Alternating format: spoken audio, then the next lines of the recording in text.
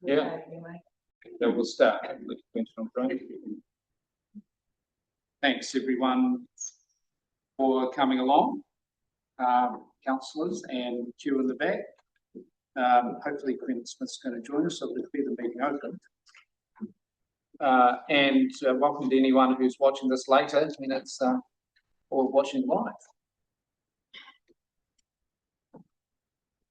So the meeting is being recorded. We've got quite a lot of an update for the public part of the meeting, and then we'll move into public exclusion later. So we have one apology, and that's been approved for Councillor Tucker's leave of absence, so we don't need to approve that any further. So hence me being in the seat today. Okay, so are there any conflicts of interest for anything that's on the agenda, either public or public exclusion today?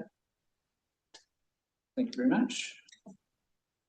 So have we got Councillor Jardine on? Daniel's online. Oh, yes, excellent. So we'll move to public. Can you hear us? Yes, can.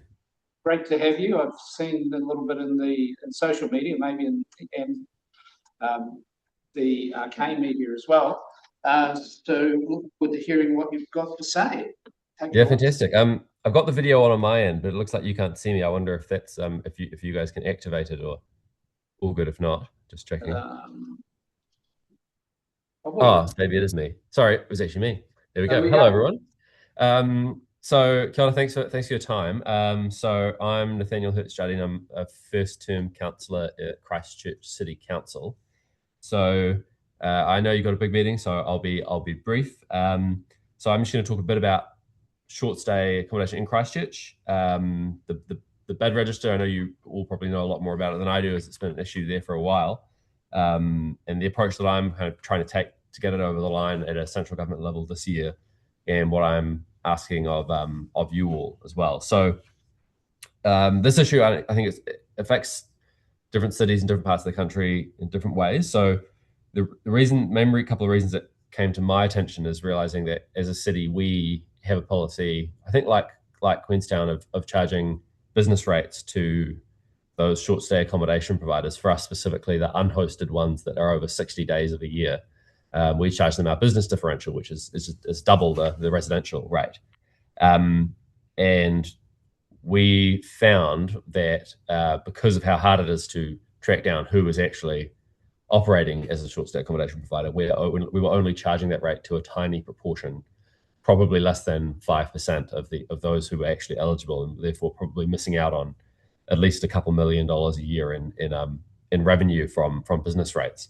And so that plays into, I think, this broader discussion around the country about the infrastructure costs of tourism. So that was part of why it sort of came to our attention at Christchurch. The other part was the effect on neighbourhoods. So we had residents coming in talking about how in our inner city, which of course has been rebuilt since the earthquakes, has been very vulnerable to short stay accommodation providers, because you've got all these new townhouses going in, many of which are basically built for short stay accommodation. And we have residents telling us that they were, one group was there were 4 families in a block of 25 units. The other 21 were all used for short stay accommodation. So we're not really building the inner city community that we wanted to see as a city when we did the rebuild. So those are the two main issues, really: the revenue issue and then the community building issue. And what I've been talking about at our council, and I know this has come up, it's not new at all. I think LGNZ have already called for this, Hospitality NZ have called for this, is just simply the bed register. So replicating what they do either in the EU, which is when the platforms like Airbnb have to directly give us as local authorities all of the information they have, so we can make the policy we need, or somewhere like New South Wales, where everyone on those platforms must first have a registration number from their local authority.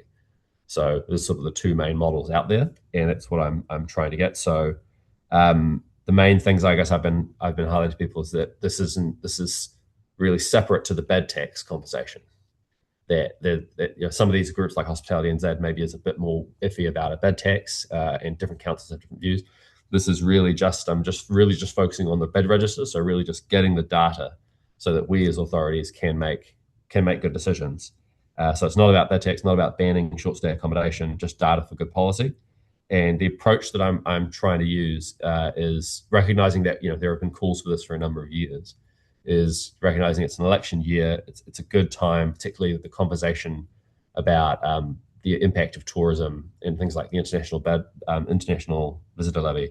It's a really good time in an election year for us to try and get a bit of visibility. And I've really seen, like through social media, through more traditional media platforms, like a lot of interest in the issue at the moment. And so I think it's a really good time for us as councils to make a bit of noise. So here in Christchurch, we just unanimously passed last week a resolution calling for a national bed register, and also calling on us to go out to other councils and try and get a bit of momentum and a sort of a trickle of more councils throughout the year signing up to this to sort of keep some pressure on. So the main ways I guess I've been trying to sell it to people in central government I've been talking to, and also local authorities, is that it's really not a left-right issue. It's really just about data so that we can make good policy. And for a central government point of view, here is a very cheap, almost free way that they can help us deal with the infrastructure costs of tourism growth, is the main angle. And so the reason I'm talking to you about it today is what I'm hoping for from your council, and I'm also talking in the next few weeks to Mackenzie District, Wellington and Auckland, is some alignment. So passing potentially a similar motion to what we had at Christchurch, and then on a probably sort of from today, it would be great would be if it is something that you guys are interested in, if there's someone on the council that would like could talk one-on-one, have a phone call, just to sort of champion it with your council to make sure it sort of moves through. So that's me. That's what I'm asking for. Happy to take questions if I've got time. Yeah, you do. That's fine. Thanks, Daniel. That's really good. Are you talking to other tourism-dominated local authorities like Taupo, Rotorua, Coromandel as well? Not yet, yeah. So at the moment, it's just those four: Queenstown, Mackenzie, Wellington, and Auckland. But I think it's a really good idea to get to those other ones too. Yeah, and that's the thing, getting those contacts would be really useful. Great. And what vibe have you had from central government about changing legislation to enable? I haven't had any sort of strong no's. I had an interesting chat with a national MP who viewed it as being possible to get across the line, but there's not a lot of. I think it's one of those issues where the way that he framed it is that trying to make sure that we're not doing it in sort of like an Airbnb bashing kind of way. And sort of that's where I sort of got this idea about the, really just focusing on the infrastructure costs of tourism and a free way for the government to help us with that.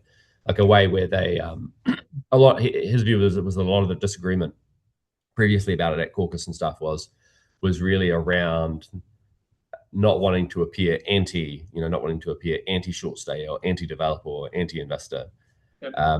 Yep. So it's been, I definitely haven't gotten any commitments, but I've gotten the sense from both main parties, people I've talked to, that there's a bit of openness, but just also this, I think, I've kind of been surprised by how little they know about the issue and the regulatory levers available. I think it's the main thing.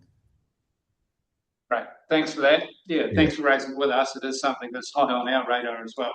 Yeah. And the more cooperation we can get to potentially get central government, whoever's holding the treasury seats, maybe collaboratively across the board would be even better.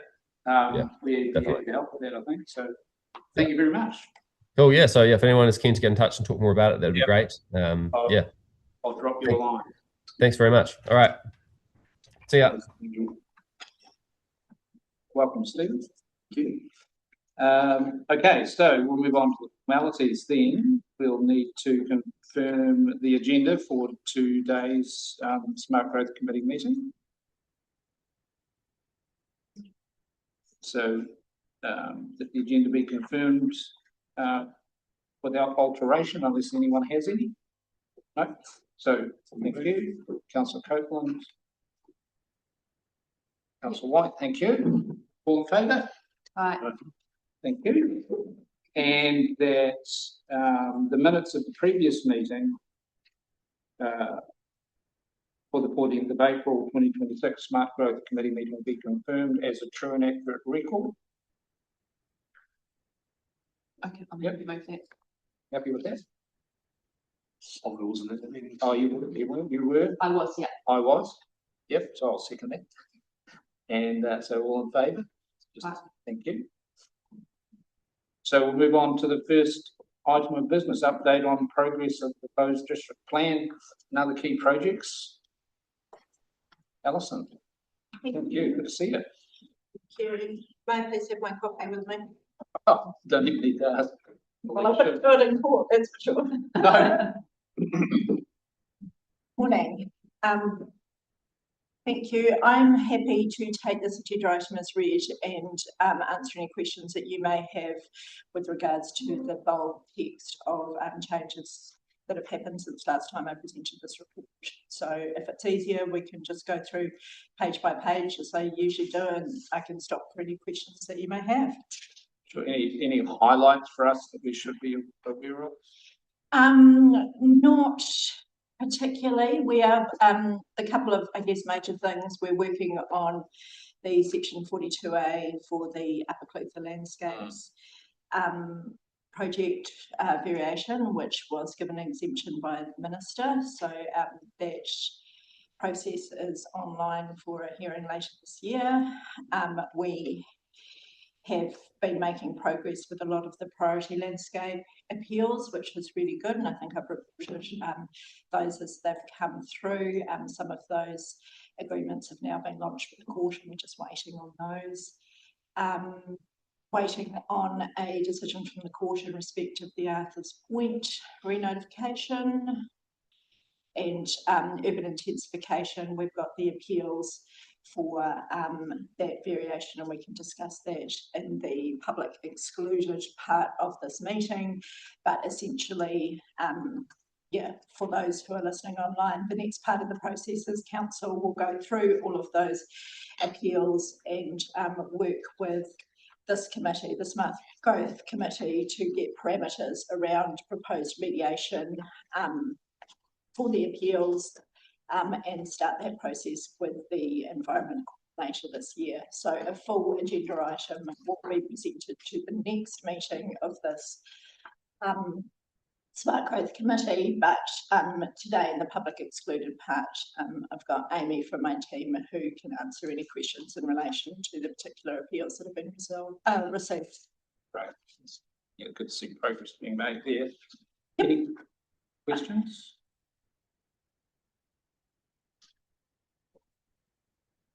And that's the other thing to note. The plan stop application for the special zones that we're looking to continue work on, that will be probably lodged with the Minister this week. So we've just been working on tidying up that application, and we'll get there very soon. Cool. Just through the chair for the minutes, the exemption applications. Yeah, exemption. What did I say? Or just plan stop applications. Okay. Yeah. Exemption. Yeah. Yeah. Exemptions to the plan stop. Yeah. Yeah. I know all those kind of pro forma, but the consultation with iwi Mana Whenua was necessary. Has that changed at all with the Mana, now that we've actually had a Mana to Mana meeting at the high level between council? Has it changed the nature of how you're doing it at the sort of office level? Not for us within how we work. We've always had quite a I don't know, really respectful and ongoing relationship with Mana Whenua and the nature of our work. We engage early and we engage consistently, so that hasn't changed. We have good relationships with the planners that work for the particular hapu and iwi, so that just continues. Yeah. Excellent. Forward to the more detailed discussions later. Councillor White, go ahead. With regards to the intensification appeals, I know we talk about more in public excluded, but in terms of the number, is that kind of what you're expected, or it's just really impossible to know? There's always an element of I wonder how many we'll get. Yeah. But I wasn't surprised by that number. Yeah. And in terms of the what they're all about. A lot of them are quite site specific. Yeah. So, they're not worrying me. Yeah. Essentially. As an overall, Yeah. as an overall feeling. Okay. Yeah. Considering the extent of change that variation proposed throughout that many zones of the proposed district plan, I think 19 appeals is a really good number for QLDC. Okay. Thank you.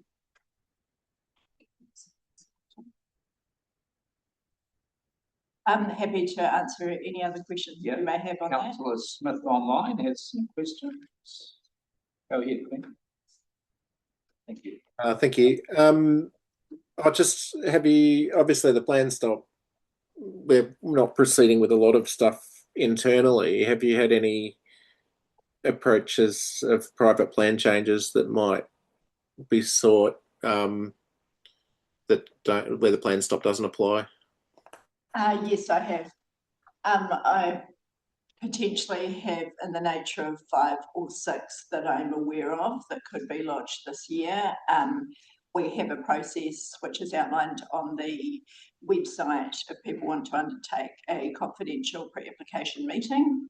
So I've either had those meetings or we're having those meetings, or I've been told by landowners or their consultants that they are working on private plan changes. So as we get into the detail when they look at lodging them, I will definitely bring them to you, but I prefer not, given that those pre-application meetings are confidential, I wouldn't talk to them in this forum. But there are some. Yeah, but there are some, definitely. Yeah. What are the likely implications of that on the work program at the moment? You're expecting to have some more on the books next year, are you? We've been reasonably busy, even in light of plan stop, so we will reallocate resources to either process those private plan changes within the team, which is always my priority, but if we don't have that, then we would look at consultant help to process those with our oversight. And because private plan changes are paid for by the applicant, that doesn't come as an additional cost to council. Or depending on whether we adopt them or or allow them. Yeah, exactly. Yeah. Okay, thank you. Thank you. That might be one for you, Dave, I'm not sure, but so at the last meeting there was an update, I think, on that there were more fast track applications in the beginnings as well. Are there any more of those that we were aware of, or is that way kind of ebbed now? Any of the fast track applications that are coming to the process that we can discuss, we will discuss with you. There's some confidentiality around some of the just numbers. Though, I would say in the process or just having gone through between 10 and a dozen. Yeah. Thank you. Great, thank you very much. Anyone else? Questions? Anything else? Any potential issues coming up that we might need to know about?